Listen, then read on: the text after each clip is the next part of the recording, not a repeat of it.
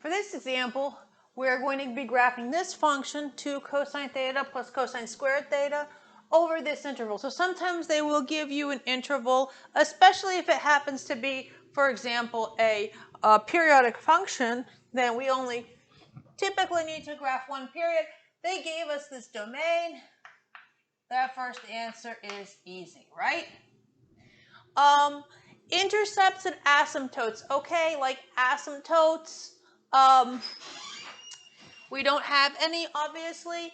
Intercepts, if I put in theta equals 0, right? If I put in theta equals 0, I'm going to have 2 plus 1, so 3. Fine. That's good enough. I don't feel like, well, we can solve for some more if we want, right? We can solve for theta when f is 0, so 2. So if I do cosine theta times 2 plus cosine theta is going to be 0. Well, this is not ever going to be 0, right? Because cosine theta is only going to be between -1 and 1. So this guy is 0. Cosine theta is equal to 0. That's going to be at theta is pi over 2 and 3 pi over 2. So we have those as well. Pi over 2, 0, and 3 pi over 2 and 0. All right, so that was easy enough. So now let's look at the intervals of increase and decrease. I'm going to take the first derivative here. I'm going to get derivative of cosine is negative sine, so this is minus 2 sine theta plus 2 cosine theta sine theta, right? Minus, right? Because derivative of cosine is negative sine. All right, so, well, I can clearly see I can pull out a negative 2 sine theta out of this, and I'll have 1 plus cosine theta, right? So the critical points here are going to be where this thing is equal to 0. So that's going to give me sine theta equals 0, and cosine theta equals -1. So this would be theta equals 0 and pi, and this is also at pi, right? So that is fine. We have these two critical points, and also 2 pi, right? So if I'm going to make my sign chart up here.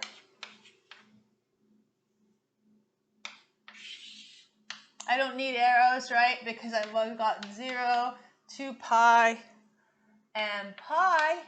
And now if I'm going to look at the sign of this guy, right? Where's my circle so I can sort of think about this business? Between 0, okay, so between 0 and pi, well, let's see, I put in pi over 2, sine of pi over 2 is 1, and the cosine is 0, so that would give me something that was negative. And if I'm on the other side, let's think of maybe putting in 3 pi over 2 and checking what that would be. Then this would be negative 1, so this would be, whole thing would be positive. Okay, so there's my sign chart. So I am increasing from 0 to pi, decreasing from pi to 2 pi. No, I wrote it the wrong way around. Increasing and decreasing first, right? Because first I'm negative, then I'm positive. So this is going to be some sort of minimum, okay? So our minimum is going to happen at our theta equals pi, okay? So no max or no local max. This looks like the absolute maxes will be happening at 0 and pi at the endpoints there. but we got no local maximum, and for our minimum, we have a local min where theta is pi. So if I go back to this, right, and figure out what's f of pi would be -2 plus 1, so it would be -1. Okay.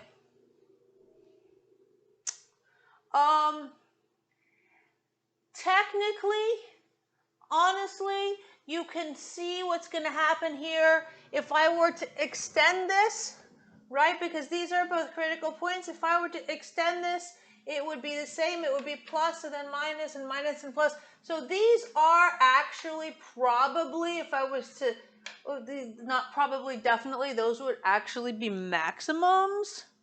But because they only gave us this domain, we can't technically say that it's true, right? So, but we can certainly notice that we can figure out what those points are. So the endpoints, which will be, as we know, are going to be at the top of this humps, is going to be 0, right? And that would be 0, 3, and 2 pi, again, 3, right? So there, that's fine. Okay, so I have that information. Let me get rid of this for a minute. So my second derivative now is what I'm going to need to look at the second derivative to do the concavity here. So the second derivative, well, I'm just going to write it up here so I have more space. Second derivative is going to be -2 cosine theta. And here I could do either thing. Like I could write this as sine of 2 theta, right? And then just take the derivative that way. But because I'm going to have to set it equal to 0, that's why I'm not going to do that, because if I'm going to solve it in the end, I don't want 2 thetas and thetas and have to work that out. So let's just do the product rule here.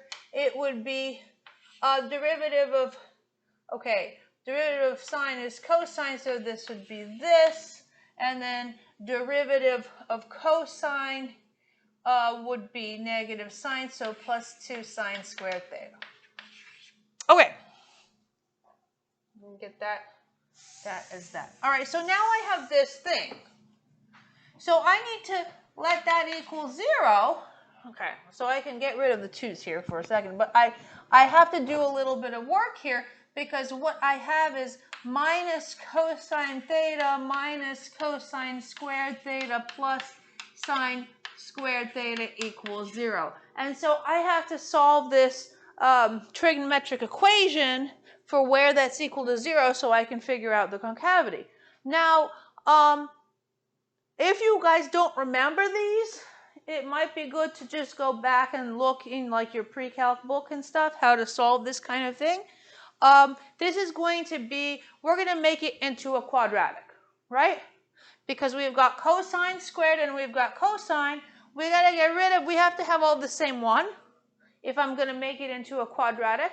So what I need to do is kind of somehow get rid of this this sine squared, but I can write sine squared, right? I do sine squared theta, there's 1 minus cosine squared theta. Put that guy in there, and then what do I have? I have minus cosine theta minus cosine squared theta plus 1 minus cosine squared theta is equal to 0. So I end up with 2 cosine squared theta plus cosine theta minus 1 equals 0, right? After multiplying by a negative. So I can factor this. Some people like to switch it rather than having it cosine theta because that looks confusing. You can change to like z or something. So you can write it like this, solve for z and then change back into theta. Or you can just keep it this way. This is really up to you, right? So minus 1 and plus 1, so it should be plus 1 minus 1 here because this would give me 2 minus 1, which would be plus 1. Okay, perfect. So now I have to get these. I'm going to get rid of this. So I'm running out of space. So I have two possibilities. I've got cosine theta, 2 cosine theta minus 1 equals 0, and cosine theta plus 1 equals 0. Okay, so this one is going to tell me cosine theta equals 1/2, right? So cosine theta equals 1/2 is going to be this one, right? So pi over 3, and then the one down here, so 5 pi over 3. And this one is just going to be cosine theta equals -1, so that's just regular old pi. Okay.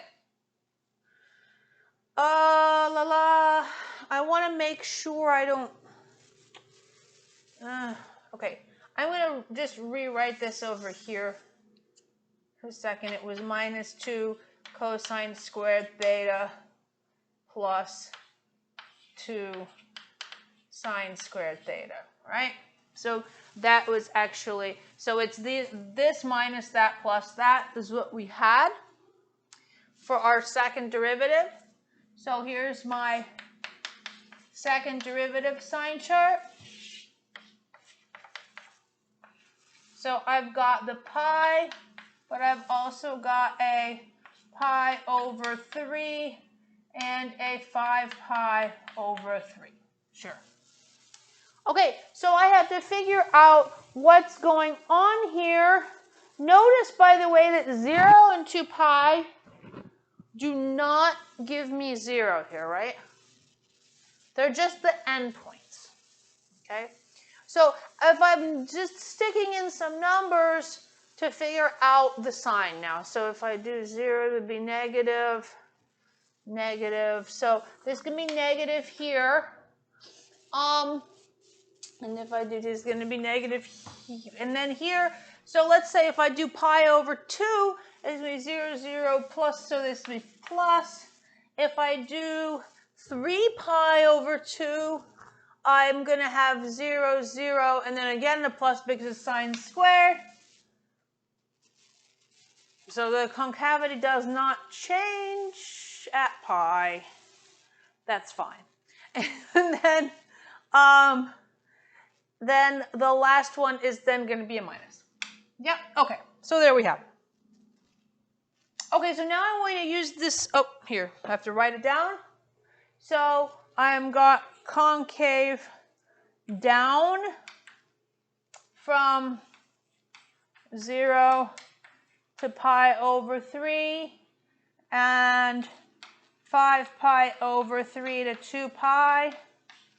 And then concave up is from pi over 3 to pi and pi to 5 pi over 3. Okay, so I'm going to get pretty flat there. Alrighty, so let me see. Let's now make our graph with all of this information. So, looks like we've got 3 is the top point and -1 is the bottom point. So, 0 to 2 pi, right? So here we go. Here's 2 pi. Here's going to be pi over 2, and 3 pi over 2, and 1, 2, 1, 2, 3.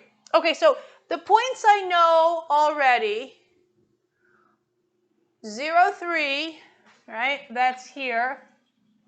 And then pi over 2 is 0, and 3 pi over 2, it's 0.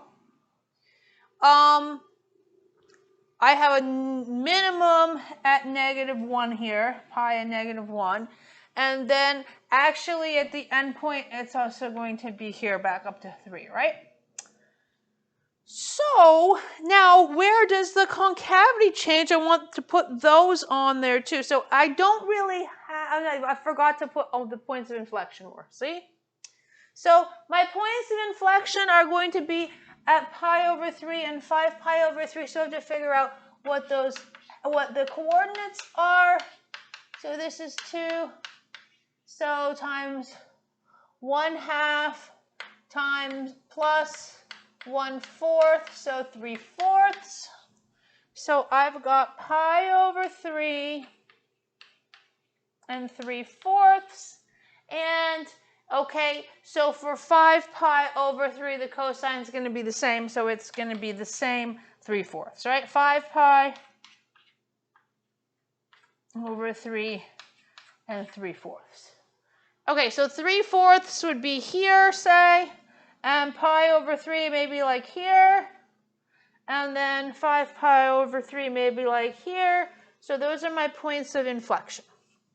So it's going to look like this. It's concave down, then concave up, then concave down. All right, so something like that. This isn't as pretty as that, but you know, you get the idea. Something like this.